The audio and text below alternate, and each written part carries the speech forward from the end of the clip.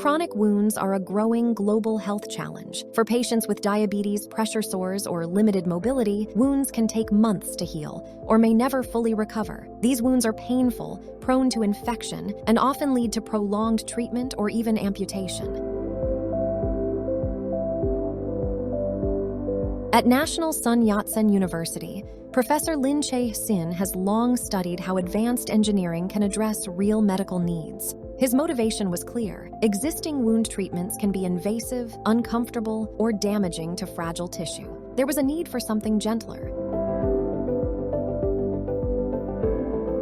The solution lies in an unusual state of matter known as afterglow plasma, a partially ionized gas that remains active even after the main discharge ends. Unlike lasers or thermal devices, this plasma operates below 40 degrees Celsius, making it safe for direct contact with skin and open wounds. When applied, the plasma generates short-lived reactive molecules that help reduce bacteria while activating the body's natural healing processes.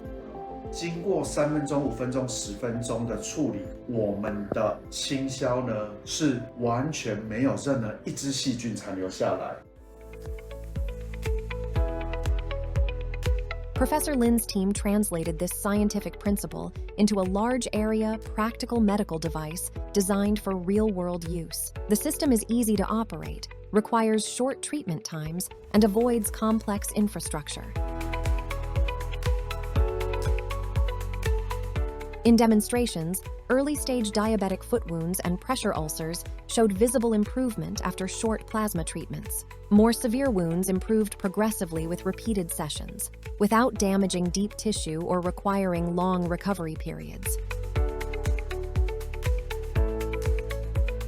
The same afterglow plasma technology has also been adapted into a compact, low-temperature sterilization device for medical instruments. It can disinfect instruments in under 10 minutes without high heat or vacuum systems.